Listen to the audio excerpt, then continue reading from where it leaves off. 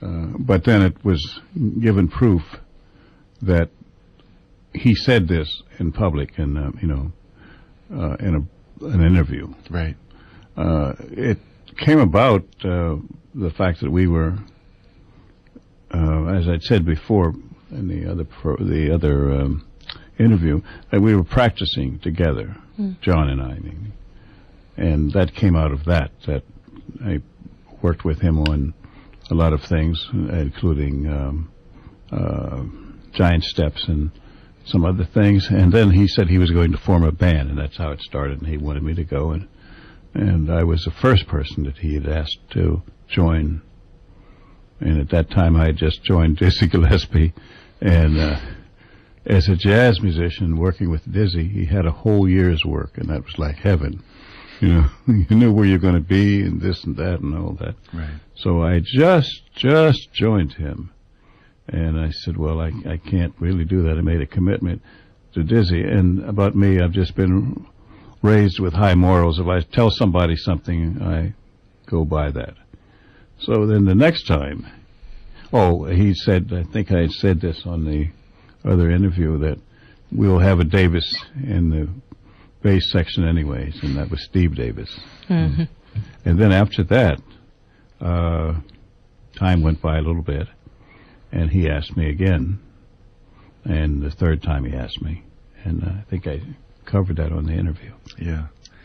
So, Dr. Davis, just as a point of reference for us, you may have told the story before, but first of all, I'd like to know, did you know of John Coltrane before the two of you met? That's a good question, yeah. I lived in Harrisburg, Pennsylvania, and I think I said that. But some people may, so maybe I shouldn't, because some people may not have heard the interview, so this is new to them.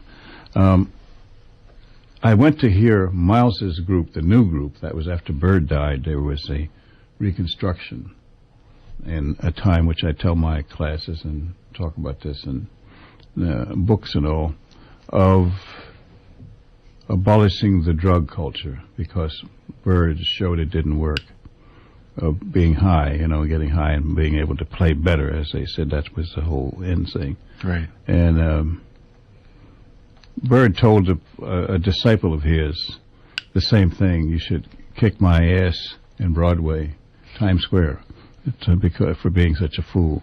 But he got to the point of he couldn't get off it.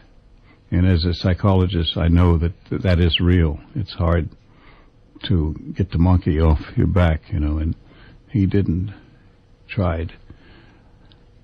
So Miles formed this group, and this was in 1955, and I lived in Harrisburg. As I said, there's nothing there. There wasn't anything there then. So Philadelphia was the closest, and I went to see the band because they just recorded around midnight. And that's when I heard them, and I'd heard John in the recording. And at that particular time, people were all just semi-booing John when he was playing, saying it was nonsense and all that while he was playing solo. And he took long solos, and that made it more irritable to people. Even that early? Yeah. Mm-hmm. I'm curious because, that's kind of a response that we know about and a way that Train comports himself later on, but what is it that was so irritating to crowds that you heard in Philadelphia hearing Well, that band? He was playing sounds or intervals. These are spaces between notes that were unfamiliar to the ear, and so for that, people thought it was wrong. It was BS. And he kept playing, and what he was doing, he was practicing and trying this out and trying that out, and continued, and Miles was very kind enough to let him do that. Right. And people said, they just didn't understand. Take heed that when you hear something that you're not accustomed to, it's going to be, unless you have an open mind, it's going to be very strange. And sometimes offending to people. Say, well, that isn't right. The notes don't go where they're supposed to go.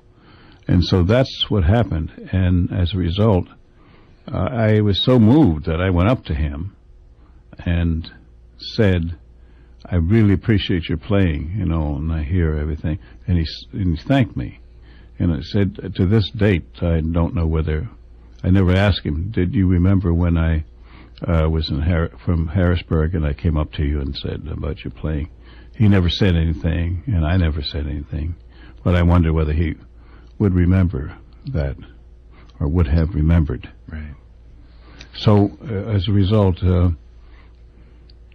that was the first time with the association with Miles, and then it was, I think, a year or so after that we came in contact when I was here with Max Roach and was at Small's Paradise, and Miles was downtown with his group at Birdland, and they came up to Small's Paradise and heard the new youth group at that time, right, as you know. Mm-hmm. Of which you were a part. Yeah.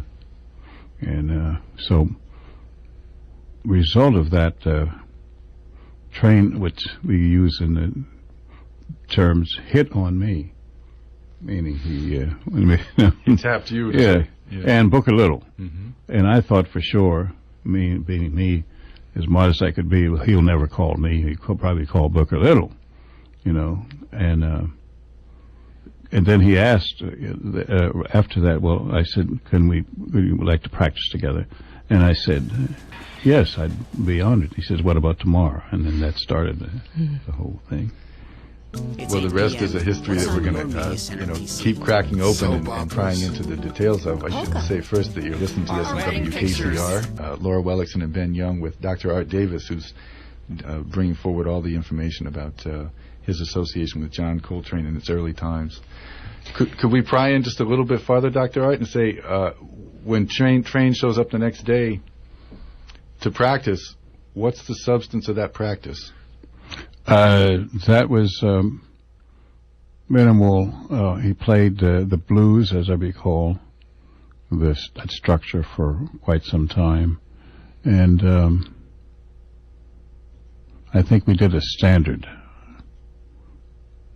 And he had no music at that time. And he did... You mean he hadn't written any music? He hadn't written any for me. I mean, he probably wrote music, yes. And it just went on and on. We took a break, and his wife then, Naima, fixed some food, and then we ate and went back to practicing. And after that, went home. I hardly ever said any words. He never hardly said any word that first time, about the weather or, just any mundane conversations.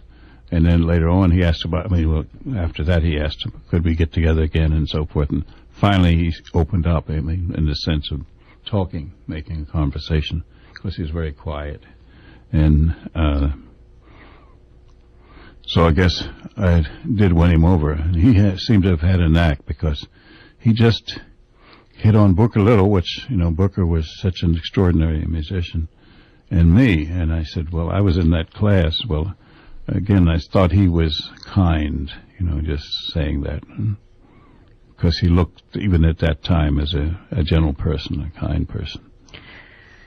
So I think that brings up two sides of Coltrane that we'd like to get out here is, on the one hand, the musical side, and on the other, the personal.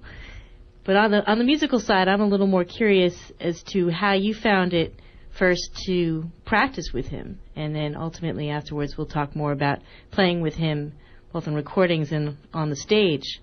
But what was that like for you? It was extraordinary. Now, I must say, it wasn't as hard, as it turned out to be, because Booker Little and I used to practice like that for hours, just the bass and the trumpet. So I had been introduced to that kind of practicing. At that time, it was very hard for me, thinking, because I had not done that before, played with a horn, and went over this and went over that, and different tempos and all like that. So I had just been initialized, or should we say, to that